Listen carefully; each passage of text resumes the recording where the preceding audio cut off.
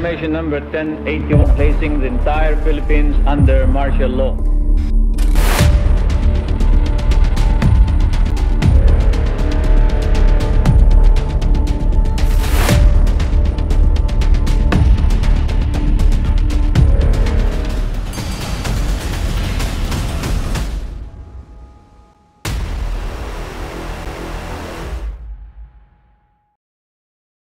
Ang batas militar sa Pilipinas ay idineklara ni Pangulong Ferdinand Marcos Sr. noong September 23, 1972 sa bisa ng Proclamation No. 1081 bilang tugon sa sinasabing banta ng komunismo, kaguluhan at insureksyon.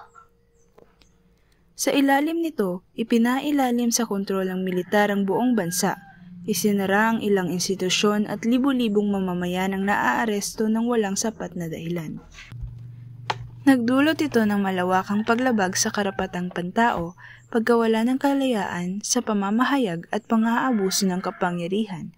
Ngunit nagbigay rin ito ng pagkakataon para sa kilusang protesta at pakikibaka ng mga Pilipino laban sa diktadurya, na sa kalaunan ay nagpatalsik kay Marcos sa pamamagitan ng People's Power Revolution noong 1986.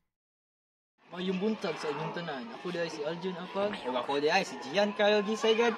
Karong adlaw na kita yadtuon nga sa katao ug ato kining interbyuhon bahin sa Marshall. Tara, ato kining atuon. So aniya na kita karon sa balay ni Uncle Juju. Mao ni ang balay. So karon ato siyang pangutanon bahin sa Marshall. Ug unsa iyang nabalaan bahin ana nga butang. So tara, atong mga tanong.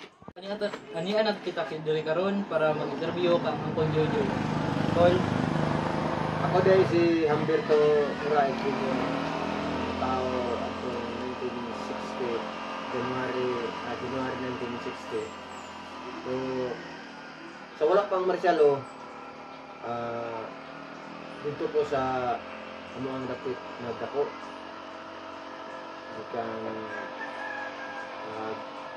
Dito ko nag-eskwela og military. Hantod pagka 1972 pagsugod og marsyalo. So, then ako na hibalan pero ang edad nako adto 12 anyos pa ko. Ay tayo sa pagsulbad ninyo atong panahon na tay.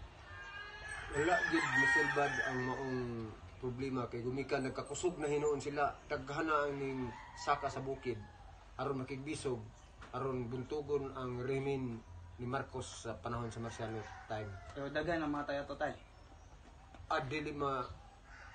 Dili maihap na ang nangamatay kay ang pagpangabuso sa mga PC Ranger sa una sa mga sundalo ang ubang ipang salvage unya wala na may murag wala na balaod sa una nga kay kuha naman martial law naman ani ilahan na ang balaod sa mga military.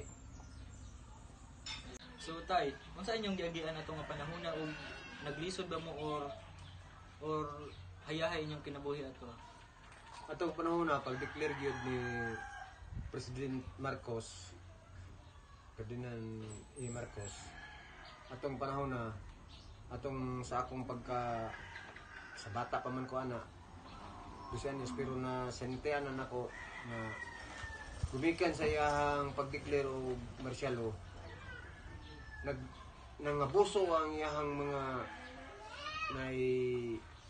mga sundalo sa unang panahon ang pulis wala pay pulis sa una PC Ranger. So nangabuso na sa mga tao bisan og walay sala himuan nila og sala unya daghana ang mga sindikato o mga krimen nga ilang gipanghimo gumikan kay Marcos time naman to nga panahon na gyud martial law naman gyud bisan og way sala ang mga tao himuan nila og sala hantod nga naghinahinay ang mga tao og pangsaka sa bukid niipon nagmugna og grupo o ipon sa mga NPA. So imong pasabot nga ginaabuso mo maayo sa una or wala tarong nga pagdala ang inyong gobyerno. sa ako lang pagka sayod, mura bata mo may guwa itong panahon na. Pero nasinatin na yun ako nga mga abusado yun ang mga military sa una. Sa pagpanahon na sa pagmarsyalo na, pag 1972 na pagmarsyalo. Pantod nga niabot ang panahon nga ang kadong mga ipang-abusaran sa mga sundalo o sa mga PC Ranger ning subidan o bukid aron makigbisog aron tuntugon ang Riming Marcos. So, kanto daw no, mao to atong nadunggan og gikan jud to sa kinauna-unahang Uncle Joy. So, mao ra to. Daghang salamat. So karon moadto mi sa isa pa pod sa nakarana sa panahong martial law. Tara, sabay ta. Ako si Daniel Marata Junior. Natao adtong Oktubre 14, 1965. Nagpuyo diri sa Purok 5, Barangay Kilati, Turil, Davao City.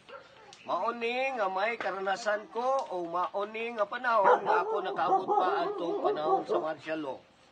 Okay, ang akong papa mao ang barangay kapitan aton dinhing dapita sa Barangay Kilati. Siyempre, among panginabuhi atong panahon sa martial law, puros mi alanganin tungod kay naay nagmando namo nga mga gobyerno nga martial law. Ang martial law, maotong time nga ang naghari mga sundalo. Mao nang alanganin mi atong panahon na.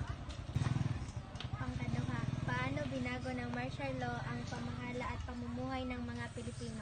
Tungod ang giutro sa martial law, ang panginabuhi namo kaniadto tungod kay ang among panginabuhi sama anang naami diri sa bukid.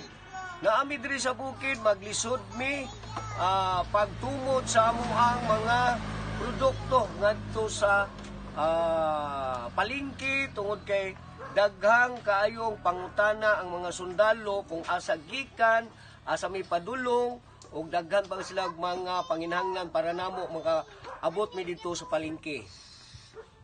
Ano ang karaniwang nangyayari sa mga taong tumututol o hindi sumusunod sa pamahalaan noong martial law? Patay ang tao nga musupak sa martial law.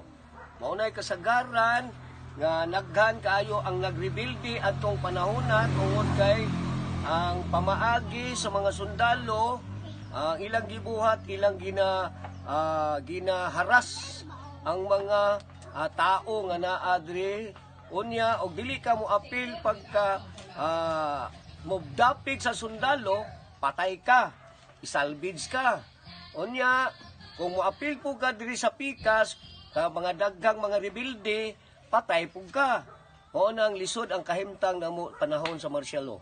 Walay mahimo ang mga sibilyan diri sa kabukiran tungod kay ug dili ka mosunod sa sundalo, patay ka. Ug dili po ka mosunod sa rebilde, patay ka. Kung ang amo ang ginabuhat isip diri sa mga naa sa bukid, kung naa ang sundalo, musabay lang mi sa sundalo, ug naa pod ang NPA ug mga rebilde, musabay pod mi sa rebilde para ang among kinabuhi maluwas ug masipte ang among pamilya ug panginabuhi. Okay, dugang. Ang panahon sa martial law ug ang panahon karon layo kaayo. Ay ang panahon karon demokrasya ang mga tao. Atong panahon sa martial law, walay demokrasya ang katawhan. Tungod kay giharian ta sa mga sundalo nga maoy nagkuman sa tibuok nasod sa Pilipinas. Mauna nga ang martial law dili na pwede nga i-adapt karong panahon na diri sa Pilipinas. Para safety ang mga tao sa Pilipinas, kinahanglan demokrasya ang atuang pagasundon. Salamat.